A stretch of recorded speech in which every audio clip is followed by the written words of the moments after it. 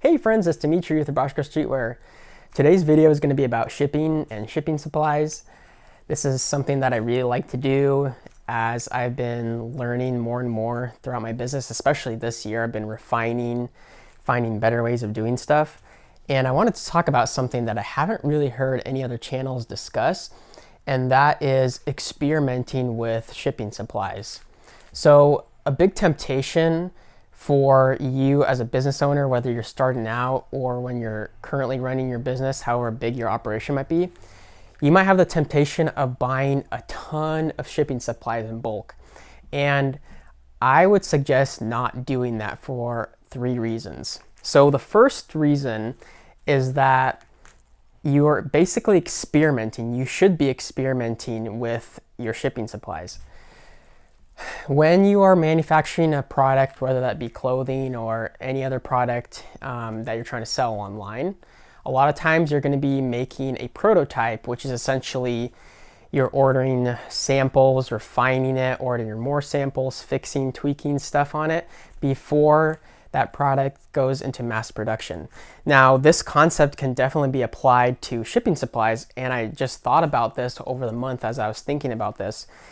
The reason why is because when you're starting out your clothing brand or whatever business you're trying to run, you don't really know exactly what kind of stuff you're going to need. You might just go online and order, some poly mailers, maybe a couple boxes, and you might think, oh, okay, this is going to work just fine. I know exactly what I'm doing. But trust me, you probably don't know what you're doing, because as you start to look into the details, as you start to make shipping systems more efficient, you're going to find out that there's tons of waste and money being lost by not using the correct shipping supplies. This is exactly why you got to be experimental in this stage, and you might want to be experimental for years, even 1 or 2 years, I would suggest. But this is actually going to save you money in the long run, and it's going to be much easier if you do that, if you don't buy in bulk. A lot of shipping companies, they give you a discount if you buy like in hundreds and thousands, especially thousands of units. So let's just say you're starting out and you're like, okay, I'm gonna get this and I'm just gonna buy 1,000 of them because it's cheaper. Well, here's why that might be a problem. Let's say later on in the year you discover, oh man, what if I used this mailer? It's half the cost and it's 30 cents cheaper to ship. Well, if you're running a large operation and you're shipping out thousands and thousands of orders monthly, yearly, that really adds up. So you might be stuck with shipping supplies that you don't need anymore because they don't work for your operation, because they simply cost more and it costs more to ship. And I learned this throughout my years of shipping, and especially this year. I'll give you some examples. So I used to ship sticker packs and other small items in this kind of larger poly mailer, bubble mailer. Then one day I was looking at it and I'm like, hey, why do I have such a big mailer for this? I'm pretty sure that if I get a smaller one, it's going to be cheaper. And I looked online and obviously it is cheaper, because when you use more packaging material, the shipping companies are often going to charge more for this rather than something like this. And I did make a video about this sort of thing that I discovered a while back. And maybe for some of you, you might be like, oh, well, that's common sense. Obviously, you should use a smaller one. Well, maybe it might not be for you when you're starting out. Maybe you just don't see it. I certainly did not see that when I was doing this. So I went ahead and bought 100 of these just to try them out. They worked really great, but then I was like, hey, what if I could get one that's even smaller than this? Because this is even, a little bit big than what I need it for. Well, I went ahead and bought these, which are smaller, as you could tell. When the flap is folded over, it should look like this. But what I discovered was I didn't like these. They were a little bit flimsy and cumbersome. The 4x6 shipping label was kind of way too close to these margins, which means that it would be peeling off of here and it was difficult to adhere to this. So I was like, okay, I only got a limited quantity of these because I was experimenting. I didn't get thousands of them just to get a quantity discount. So now I will either just discard these or use them up, and then just phase them out. And now I'm back to using these because these are the best solution that I found for this current situation. So I'm glad, obviously, that I didn't order a bunch of these. You want to be ordering a very low amount to experiment with your shipping systems. Here's another example. In the past, I used to use these bubble mailers to ship t-shirts. I would just fold them and ship them in here. But then I realized, why am I using these? These cost more, and I can do this. I can ship the same t-shirt in this mailer, so I got this. Now, in the past, I did bulk order these, so I had like a bunch of boxes, and I only realized that it's going to be better to use these later down the road. And to this day, I still have a few boxes of these left, and I'm phasing them out. I'm still using them, getting rid of that so they don't take up space, and I could focus on the current ones I use. So yeah, that's exactly why you want to be experimenting. You don't want to have a bunch of shipping supplies that you're not using anymore. They're taking up space.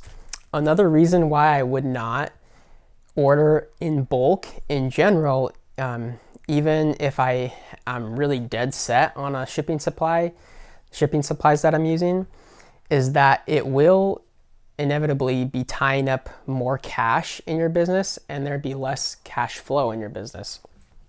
So in order to counteract this, you want to order almost the exact amount that you're using until your next restock or reorder schedule. And the way you keep track of this is using like a Kanban card or other shipping system. This is the easiest one that you can use. It's very straightforward. Basically, the way this works, and I have other videos explaining this, is that as soon as I reach a low quantity of the shipping supplies, this card pops up. I have it on my shelf. So once I hit this card, I go reorder that, and I have it set up so that I know that within 4 or 5 or 6 days or whatever the schedule is, that by the time I get the new shipping supplies in, I'm basically almost out of the old ones, and I'm not going to be left empty-handed with no shipping supplies. I have it set up so I know that the boxes will come in time and that they'll be replenished in time, and I don't have to stock hundreds and thousands of boxes, even though I might be using that many during the month, right? If you're a large shipping operation. So this really depends on how much you're using. So only order how much you're using for the week or whatever until you replenish them and have your system set up like that. Here is a recent example of something I discovered, which is really strange. This is a strange thing that shipping companies sometimes do. So I was using a 7x7x4 box to ship hats, and that was an improvement from using a 7x7x7 box, which is more expensive to ship. The box costs more. So I was like, okay, this is sweet. I found a cheaper shipping method. It makes more sense. It's easier to transport all that stuff in my car when I go to the post office. But then I was looking on the website, and I'm like, why is a 7x7x5 box a little cheaper than a 7x7x4 box? And I don't know why, but a lot of times like Uline or other shipping companies, they might have stuff set up like that. So this box is just slightly thinner than the 7x7x4 box, and they also have a slightly thicker version of the same size of this box. Even though to ship a hat in the United States or internationally, this box is more than enough thickness and rigidity to do that. But anyways, this box costs the same amount of money to ship as the 7x7x4 box. It's just an inch taller. And to UPS, this doesn't matter because the way it works is they go off of box dimension or package dimension and weight. They don't just do one or the other, they go off on both. So for the way their shipping is set up, this box is the same price to ship as the smaller box. But like I said, this box is cheaper than the smaller box online. So now I'm using this and experimenting with this box, and that's an improvement from using the previous box. So that's another real life example. This is something I discovered last week, and I'm doing that right now. And one other thing that you want to do as well, if you're in an experimental stage, is hold off on having, let's say like you're creating Kanban cards, or you are having a different integrated shipping service on your website or whatever, where you have all your boxes and everything plugged in, and you have your restock schedules, all that kind of stuff. I would say hold off on making stuff set in stone. For instance, I probably wouldn't make a Kanban card for this. I'd make a temporary one just out of a piece of paper rather than spending the time to go ahead and do all this and laminate it, because I might not be using this box later. I might find an even better way to ship a hat. So that's just another tip. But in general, to summarize this entire video, what you want to do is avoid buying in bulk and be experimental. Prototype what kind of shipping supplies you want to use. And I think if you do this, you're going to find out that you're going to be saving money and you're going to be saving a lot of hassle, and you're not going to be stuck with a bunch of shipping supplies that you don't need anymore.